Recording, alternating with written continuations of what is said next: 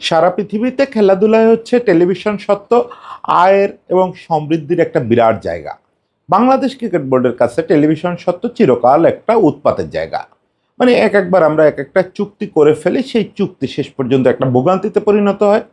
Ultimately ওটা দিয়ে আমাদের পকেটে যে টাকা ঢোকার কথা আমাদের ফান্ডে, সেটা করতে খুব একটা ঢোকেই না। উপরন্তু এটার পিছনে দেখা যায় যে বিরাট একটা ঝামেলা বেঁধে গেছে, এটার পিছনে গচ্চা যাচ্ছে। এটা সেই আদিকাল থেকে আমাদের প্রথম টেলিভিশন সত্ত্ব বিক্রি হয়েছিল ওয়ারটেলের কাছে।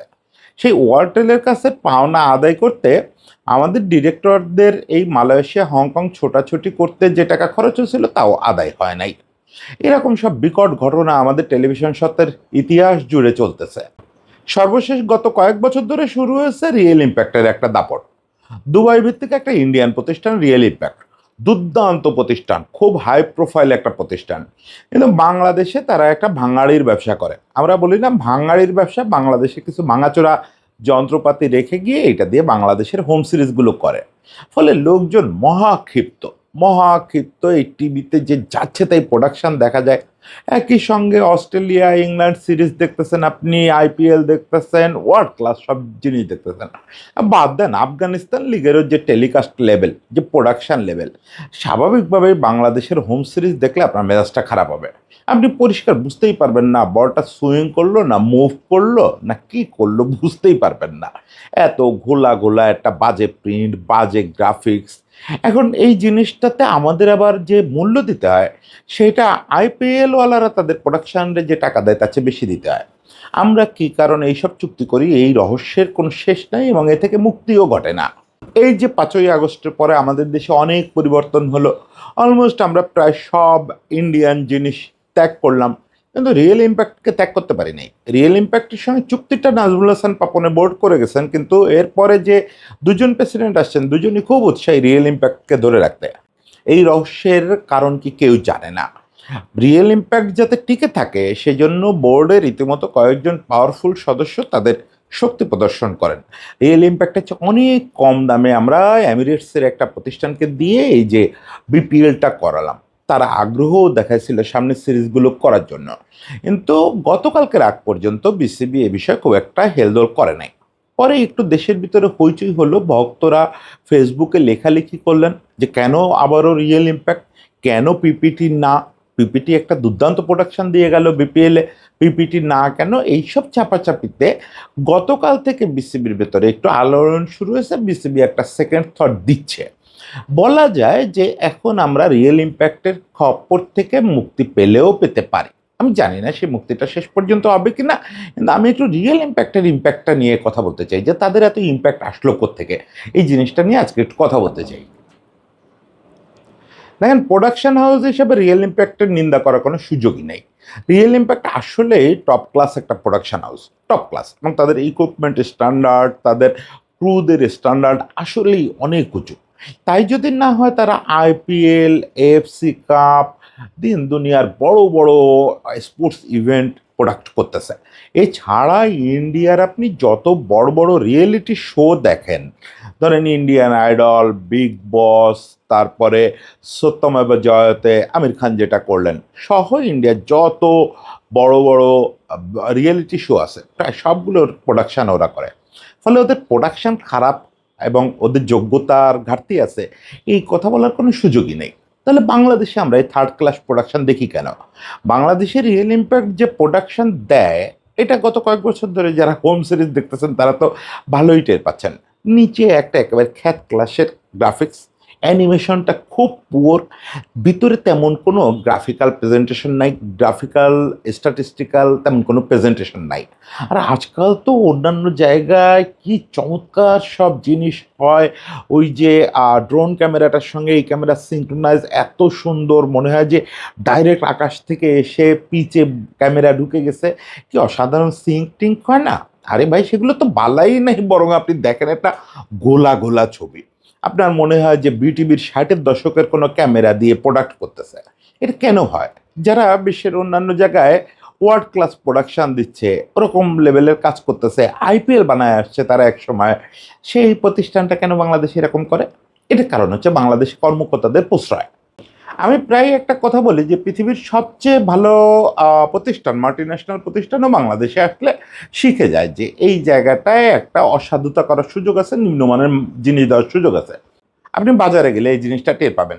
কোনো একটা ওয়ার্ল্ড ফেমাস মাল্টিন্যাশনাল কোম্পানির কোনো একটা প্রোডাক্ট হাতে নেবেন, আর ওইটারই যে ভার্সনটা বাংলাদেশে তো সব দেশের মোটামুটি ওই একই মাল্টিন্যাশনাল কোম্পানির জিনিসটা আসে, সিঙ্গাপুর থেকে যেটা আসছে বা থাইল্যান্ড থেকে যেটা আসছে ওইটা ধরে দেখবেন, আকাশ আর পাতাল বললেও একটু কম বলা হবে।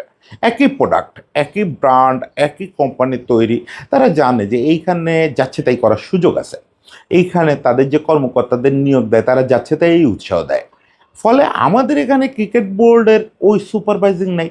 আমাদের ক্রিকেট বোর্ড দেখে যে যে টাকা দিচ্ছি এটা তো রেটটা দেয় হচ্ছে আইপিএলের চেয়ে বেশি, কিন্তু প্রোডাকশন লেভেল যাই হোক এটা নিয়ে কখনো কথা বলে না। কারণ এখানে আন্ডার টেবিল অনেক কিছু হয়। আন্ডার টেবিলে ওই প্রোডাকশনের স্ট্যান্ডার্ডটা ঠিক করে ফেলে, ওই রিয়েল ইম্প্যাক্ট হোক আর ওয়ারটেল হোক সবাই, যে আমরা তোমাদের এখানে থার্ড ক্লাস একটা প্রোডাকশন করবো, এটার পিছনে ব্যয় করব না, বাকিটা তোমাদের পোষায় দিচ্ছি। এই পোষায় দেওয়া, জানেন আপনি রিয়েল ইম্প্যাক্টের জন্য কি করে? রিয়েল ইম্প্যাক্ট বাংলাদেশে তাদের রেগুলার ইউজের কোনো প্রোডাকশন ইকুইপমেন্ট নিয়ে আসে না। বিশ্বাস করেন, এই যে তারা পৃথিবীর বিভিন্ন জায়গায়, ইভেন আফগানিস্তানে যে প্রিমিয়ার লিগ, ওইটার পর্যন্ত প্রোডাকশানে যেসব দামি এবং অত্যাধুনিক ক্যামেরা সহ বিভিন্ন ইকুইপমেন্ট ইউজ করে, এগুলো বাংলাদেশে নিয়ে আসে না। বাংলাদেশে কি করে জানেন? বহু আগে বিভিন্ন জায়গায় তারা তো অনেকদিন ধরে কাজ করে, তারা যে ইকুইপমেন্টগুলো বাতিল করে দিছে, যে ক্যামেরা, যে লেন্স, যে কন্ট্রোল প্যানেল যেগুলো বাতিল করে দিছে, এগুলো মিরপুর স্টেডিয়ামে ফেলে রাখে। সারা বছর মিরপুর স্টেডিয়ামে একটা গুদামের মতো জায়গা আছে, ওখানে পড়ে থাকে, পড়ে ধুলার মধ্যে থেকে থেকে ওটা আরও নষ্ট হয়। ইউজ না হলে ইলেকট্রনিক্স যন্ত্রপাতি আপনি জানেন নষ্ট হইতে থাকবে, লেন্সে ফাঙ্গাস পড়তে থাকবে। ওই জিনিসটা তারা বাংলাদেশে যখন হোম সিরিজ হয়, যে লাস্ট ওয়েস্ট ইন্ডিজ আর বাংলাদেশ খেললে ওই সময় ইউজ করছে, আবার পাকিস্তানের সঙ্গে সিরিজে ইউজ করবে, এর মাঝখানে ওই জিনিসটা ধোয়া মোছারও কোনো ব্যাপার নাই। এখন এইভাবে যদি একটা দেশে প্রোডাকশন হয়, খুবই স্বাভাবিকভাবে ফাঙ্গাস পড়া একটা লেন্সে আপনি যত ভালো ক্রুই দাঁড় করান না কেন, ওখানে ভালো ছবি আপনি পাবেন না। তারপরে ওই যে বললাম যে বহুকাল আগে বাতিল হওয়া control panel, editing machine, online editing machine, এইগুলো এখানে ইউজ করে। ফলে খুব ভালো গ্রাফিক্স তারা এখানে দিতে পারে না। ইভেন ক্রু বা ভালো গ্রাফিক্স ডিজাইনার তাদেরকেও এখানে আনে না। প্রোডাকশন চিফ হিসাবে যাদেরকে আনে তারাও মোটামুটি পৃথিবীর কোথাও কাজ পায় না। অনেক ক্ষেত্রে এই লোকালি বাতিল হয়ে যাওয়া বিভিন্ন প্রোডাকশন চিফকে এখানে এনে দায়িত্ব দেওয়া হয়, যারা পৃথিবীর কোথাও ইয়েতেই রিয়েল ইম্প্যাক্টেরই কোথাও কাজ করার সুযোগ পাবে না, রিয়েল ইম্প্যাক্টে তাদের অন্য কোথাও হাউসেই ঢুকতে দেবে না, এরকম অবস্থা। এভাবেই চলতেছে বছরের পর বছর। কখনো বিসিবি চার্জ করে নেয় যে তুমি আমার কাছ থেকে এত উচ্চ মূল্য নিচ্ছ প্রোডাকশনের জন্য, কি বানাচ্ছ এটা? এটা তো দুই ক্যামেরা দিয়ে ওই যে আজকাল ফেসবুকে যারা টেলিকাস্ট করে, আমি ওই বিভিন্ন এলাকায় যে লিগগুলো হয় ওগুলোর সঙ্গে তুলনা করতেছি না। আজকাল আমি দেখি ঢাকার বাইরে বিভিন্ন জায়গায়, এই রংপুর অমুক জায়গা তমুক জায়গা বিভিন্ন জায়গায় ওই বিভিন্ন অ্যালমানি ক্লাব, ওরা টুর্নামেন্ট করে বছরে শীতকালে, বিভিন্ন 18টা ক্যামেরা দিয়ে টেলিকাস্ট করে, ড্রোন ক্যামেরা অমুক তমুক ইউজ করে। আমি ফেসবুকে ওইগুলো খেলা দেখে তাজ্জব বনে যাই, ভাই কি কোয়ালিটি, কি কোয়ালিটি! ওটা তার কাছেও রিয়েল ইম্প্যাক্টের প্রোডাকশন যায় না। আমি এখানে রিয়েল ইম্প্যাক্টকে দোষ দিই না, দোষ দিই আসলে কমিশন বাণিজ্যকে। রিয়েল ইম্প্যাক্ট যখন বুঝছে যে এখানে টাকা দিয়ে অনেক কিছু ম্যানেজ করা যায়, আমার অযথা ক্যামেরা টানাটানি করার কি দরকার? এত সফিস্টিকেটেড দামি দামি ক্যামেরা আমি কেন দুবাই থেকে এখানে নিয়ে আসবো রে ভাই? ওর চেয়ে 200-400 টাকা টেবিলের তল থেকে গুজে দিলে তো সব ম্যানেজ হয়ে যাচ্ছে, বাংলা জিনিসগুলো এখানে আছে, ওগুলো দিয়ে কাজ চালায় নাও। এই হচ্ছে সবার চিন্তা। সেই জায়গাটায় বাংলাদেশে একটা মুক্তি পাইছিল পিপিটি নামে একটা প্রতিষ্ঠান, আরব আমিরাতের, পাকিস্তানি মালিকানা ভিত্তিক একটা প্রতিষ্ঠান।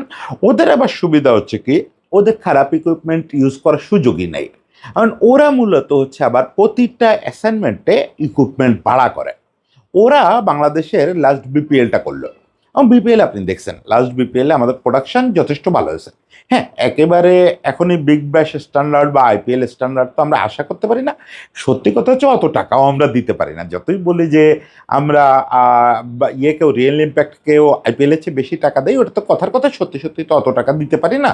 ফলে বিগ ব্যাশ বা আইপিএলের স্ট্যান্ডার্ডের প্রোডাকশন এখনই আমরা আশা করতে পারি না। কিন্তু গত বিপিএলে আমার কাছে মনে হয়েছে যে আমরা প্রায় পিএসএল এর কাছাকাছি স্ট্যান্ডার্ডের একটা প্রোডাকশন দেখছি, ঝকঝকে ছবি দেখছি আমরা, যাদের বাসায় একদম ডিটিএইচ কানেকশন আছে বা সরাসরি অন্য কোনোভাবে আমরা এইচডি ছবি দেখতে পাই, তারা দেখছি টি স্পোর্টসই বোধহয় টেলিকাস্ট করছে, টি স্পোর্টসের জিনিসটা দেখছি যে দুর্দান্ত ঝকঝকে ছবি, তারপর নিচে গ্রাফিক্স খুব সুন্দর, অ্যানিমেশনগুলো খুব সুন্দর, ক্যামেরার কাজও খুব সুন্দর। এটার কারণ কি? এটার কারণ হচ্ছে ওরা হচ্ছে একটা পার্টনারশিপ বেজে কাজ করে, ওরা হচ্ছে হাইব্রিড মডেলে কাজ করে সব জায়গায়। পিপিটি রিয়েল ইম্প্যাক্টের মতো সব কিছু আমরা করি তা না, ওরা হচ্ছে নিজেরা হচ্ছে প্রোডাকশন কোম্পানি, ওরা শুধু প্রোডাকশানেই গুরুত্ব দেয়, ওদের প্রোডাকশান ইকুইপমেন্ট এগুলো আছে। ওরা কি করে, ক্যামেরা এবং সফিস্টিকেটেড জিনিসগুলো বিশ্বের কোনো বড় প্রতিষ্ঠান থেকে ওই অনুযায়ী, অ্যাসাইনমেন্ট অনুযায়ী ভাড়া নেয়। এবার ওই দেশে ওরা চেষ্টা করে কোনো একটা ইভেন্ট ম্যানেজমেন্ট প্রতিষ্ঠানের সঙ্গে কন্ট্যাক্টে যাওয়া, যারা ওই সফিস্টিকেটেড মেশিনগুলো, ক্যামেরাগুলো চালায় অভ্যস্ত। আপনারা জানেন কি না, বাংলাদেশে কিন্তু খুব দক্ষ এক ঝাঁক ক্যামেরা ক্রু আছে, খুব দক্ষ। একসময় ওয়ারটেলেও তারা কাজ করছেন, মানে আমাদের এখানে যেমন সৌমেন নামে এক ভদ্রলোকের কথা আমি বলতে পারি, একসময় এটিএন নিউজে কাজ করতেন, পরে দুনিয়া কাঁপানো সব প্রতিষ্ঠানের সঙ্গে কাজ করছেন, সম্ভবত রিয়েল ইম্প্যাক্টেও কাজ করছেন এক সময়। তো আমাদের এখানে ওরকম দক্ষ দক্ষ ক্যামেরা ক্রুর কোনো অভাব নাই, এবং মোটামুটি এই যেসব জায়গায় নাই ওসব জায়গায় আবার ওরা ইন্ডিয়া থেকে ভাড়া করে ক্যামেরা ক্রুদের নিয়ে আসে, ফলে ওদের প্রোডাকশন সবসময় কম পয়সায় ভালো হয়। যেহেতু ওরা হাইব্রিড মডেলে কাজ করে, ফলে ওরা কম পয়সায় ভালো প্রোডাকশন দিতে পারে, এবং বিপিএলে তাই করছিল। বিপিএলে আমরা অন্যান্য বছরের চেয়ে এবার বিপিএলে 4.5 কোটি টাকা আমাদের খরচ কম হয়েছে প্রোডাকশন করতে বিসিবির, এবং তারা যে প্রোডাকশন মান দিচ্ছে সেটা আমাদের জন্য সন্তোষজনক। এখানে কি করছে তারা, এখানে ইমাগো স্পোর্টস বলে একটা প্রতিষ্ঠান আছে, স্পোর্টস ইভেন্ট ম্যানেজমেন্ট প্রতিষ্ঠান, তাদের সঙ্গে কন্ট্রাক্টে চলে গেছে। ইমাগো টি স্পোর্টস থেকে তাদেরকে ক্রু সাপোর্টটা দিছে, ইমাগো টি স্পোর্টসের সঙ্গে কন্ট্রাক্টে গেছে, আর হচ্ছে তারা ইকুইপমেন্ট অন্য জায়গা থেকে নিয়ে আসছে, নিজেদের প্রোডাকশন, ওদের যে প্রোডাকশন চিফ এই লোকটা নিয়ে তো অলরেডি আমাদের এখানে অনেক মিথ শুরু হয়ে গেছে। এর সঙ্গে ওদের প্রোডাকশনে যারা কাজ করেন বেশিরভাগই অস্ট্রেলিয়া বা ইংল্যান্ডের খুব দক্ষ মানুষ, প্রোডাকশন লেভেলে যারা কাজ করেন, ফলে ওরা খুব টপ লেভেল প্রোডাকশন দিতে পারে। ওরা বিপিএলটা খুব কম পয়সায় করে দিচ্ছে, এবং ওরা অফার করছে যে তোমাদের সামনের যে 3টা হোম সিরিজ, পাকিস্তানের বিপক্ষে ব্যাক টু ব্যাক 2টো হোম সিরিজ, এরপরে নিউজিল্যান্ডের বিপক্ষে হোম সিরিজ, এই 3টাও আমরা এই টাকায় করে দিতে পারি। সেই টাকাটা যা বলছে, এই 3টা হোম সিরিজে আমাদের রিয়েল ইম্প্যাক্টের পিছনে যে খরচ তার থেকে প্রায় 5 কোটি টাকা কম। ফলে ওই রকম হাই প্রোডাকশন আমাদের তুলনায়, ওই রকম হাই লেভেল প্রোডাকশন আমরা পাচ্ছিলাম 5 কোটি টাকা কমে। এটা একরকম আমরা আমাদের শুরুতে বিসিবি কনভিন্স হয়ে গেল। কিন্তু মুশকিলটা হচ্ছে যে পাপনবার বোর্ডের সঙ্গে রিয়েল ইম্প্যাক্টের কি যোগাযোগ ছিল তা তো আর আমরা জানি না, কার সঙ্গে যোগাযোগ, কিভাবে আন্ডার টেবিল কন্ট্রাক্ট হতো, এগুলো জানি না। এই বোর্ডের সঙ্গে সেটা তারা করে ফেললো। দুবাইতে একটা মিটিং করলো, মিটিংয়ে আমাদের এই বোর্ডের কয়েকজন খুব প্রভাবশালী ডিরেক্টর সেখানে গেলেন, বড় 5 তারকা 6 তারকা 7 তারকা কোনো একটা হোটেলে বসে মিটিং হলো। মিটিং থেকে ফেরার পরে বোর্ড সিদ্ধান্ত নিল, না রিয়েল ইম্প্যাক্টেই থাকবো আমরা, আইপিএল ভালো করছে তাতে কি হয়েছে, আমরা রিয়েল ইম্প্যাক্টের সঙ্গে 2027 জুন পর্যন্ত আমাদের একটা এমওইউ আছে, ওই অনুযায়ী আমরা কাজ চালাইতে থাকবো, আমরা অন্য কারোর দিকে ফিরে তাকাবো না। বোর্ডের একটা অংশ খুব তীব্র বিরোধী, তারা এটা পিপিটিরই দিতে চায় যে পিপিটি সুন্দর কাজ করছে, টাকা কম লাগতেছে। এখন ওই অংশটা শেষ পর্যন্ত যুক্তি হিসাবে দাঁড় করা হয়েছে যে এখন যদি আমরা রিয়েল ইম্প্যাক্টটা বিদায় করতে চাই, চুক্তির এখন 1 বছর বাকি, তাহলে রিয়েল ইম্প্যাক্টের ক্ষতিপূরণ দিতে হবে। মোটেও না, ক্লজে পরিষ্কার করে লেখা আছে যে আমরা যদি কিউসি করে আমাদের প্রোডাক্ট কোয়ালিটিতে যদি আমরা সন্তুষ্ট নই, আমরা উইদাউট পেনাল্টি আমরা এই চুক্তি যখন তখন বাতিল করতে পারবো। তো কিউসি করা তো এখন খুব সোজা হয়ে গেছে। আপনার কাছে বিপিএল এর প্রোডাকশনটাও চোখের সামনে আছে, ফুটেজ আছে, আপনার সামনে গত ওয়েস্ট ইন্ডিজ ট্যুর বা পাকিস্তান ট্যুরেরও প্রোডাকশানটা আছে, ওই হোম সিরিজগুলোরও প্রোডাকশান আছে। আপনি ওই দুটোর পাশাপাশি রাখলে দুনিয়া কানার ভাই অন্ধও বলবে যে এটা প্রোডাকশান যাচ্ছে, তাই এটার প্রোডাকশান ভালো, এটা টাকা এত কম, এটা টাকা এত বেশি। ওকে, তাহলে আমি তো মানে যে কোনো আদালতে গেলে ওরা যদি মামলা করতে চায়, আর রিয়েল ইম্প্যাক্ট এই জিনিস নিয়ে মামলা করবে না, ওরা জানে যে বাংলাদেশে আমরা কি প্রোডাকশান দেই, এখানে প্রোডাকশানের কারণে আমাদের যদি চুক্তি বাতিল করে, জীবনেও ওরা এটা নিয়ে টুটা শব্দ করবে না। ফলে এই যুক্তি আর দোপে টিকতেছে না বোর্ডের ভিতরে। কিন্তু ওই কয়েকজন বোর্ড ডিরেক্টর, বিশেষত একজন বোর্ড ডিরেক্টর যার সঙ্গে দুবাইতে মিটিং হয়েছে, তিনি একদম গো ধরে রাখছেন যে না, আমাদের রিয়েল ইম্প্যাক্টকেই রাখতে হবে। গতকাল পর্যন্ত সিনারিওটা এটা ছিল। কিন্তু যেটা হয় যে আজকাল তো কোনো কিছু লুকায় রাখা খুব কঠিন, বিশেষত ফেসবুক খুব দুষ্টদের হাতে চলে গেছে।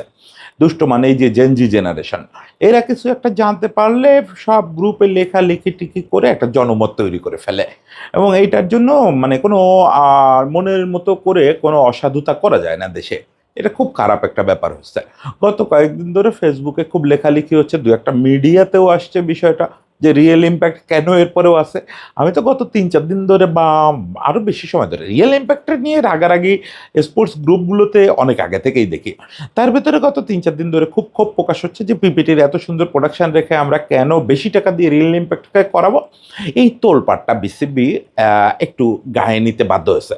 গতকালকেই বিসিবির মিডিয়া কমিটির চেয়ারম্যান একটা ইয়েতে বলছেন, একটা মিডিয়াতে বলছেন যে ওনারা বিষয়টা পুনর্বিবেচনা করতেছেন, খুব দ্রুত রিভিউ করবেন।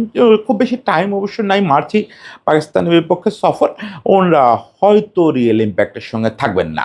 উনি বলছেন যে আমরা এখনো রিয়েল ইম্প্যাক্ট বা পিপিটি কাউকেই বলি নাই যে পাকিস্তান সফর তোমরাই করতেছো। তো যাই হোক, আমরা দু একদিনের মধ্যে ডিসিশন নিয়ে নেবো, আমরা জিনিসটা রিভিউ করবো, দু দলের প্রোডাকশনটাই আরেকবার দেখবো, এবং দু দলেরই তো টাকা কত চাচ্ছে সেটাও আমাদের হাতে আছে, আমরা সেই অনুযায়ী মুভ করব। বোঝা যাচ্ছে যে শেষ পর্যন্ত সম্ভবত রিয়েল ইম্প্যাক্ট আর সিরিজগুলো পাচ্ছে না। রিয়েল ইম্প্যাক্ট পর্ব বোধহয় এখানে শেষ হলো। এটা কৃতিত্ব অবশ্যই মিডিয়া এবং সোশ্যাল মিডিয়ার। আমি তো সোশ্যাল মিডিয়াকেও মিডিয়া বলি, ফলে দুটো মিলেই আসলে এটার কৃতিত্ব। সেটা যদি হয়, রিয়েল ইম্প্যাক্টের এই উৎপাতের হাত থেকে আমরা যদি মুক্তি পাই, সুন্দর প্রোডাকশন যদি দেখতে পারি। দেখেন, টিভিতে খেলা দেখা একটা আনন্দের ব্যাপার। খেলা তো কেউ কষ্ট করে দেখার জিনিস না। ওটাই এক আমলে আমাদের ছোটবেলায় যখন দেখছি, তখন ওই বারবার বাইরে গিয়ে এন্ট্রিনা ঘুরায়, তো একজন আমরা চিৎকার করতাম, হয়েছে হয়েছে হয়েছে হয়েছে, আর ঘুরাস না, এখন একটু দেখা যাচ্ছে, এই তো নান্নুবাইয়ের মুখ দেখা যাচ্ছে, এই তো নান্নুবাইয়ের বোঝা যাচ্ছে শর্ট করছে। এখন ওই দিন তো এখন নাই। এখন ঝকঝকে চকচকে দেখতে হবে, সারা পৃথিবী দেখতেছে, আমি দোষ করছি কি? তো হোপফুলি যে আমরা সুন্দর একটা প্রোডাকশন দেখবো পাকিস্তানের এগেনস্টে। সুন্দর পারফরমেন্স করার দায় টিমের, কিন্তু সুন্দর প্রোডাকশন করার দায়িত্ব প্রোডাকশন কোম্পানির। দুইটাই যেন সুন্দর হয়, সেই জন্য প্রার্থনা রইল, সবাইকে ভালোবাসা।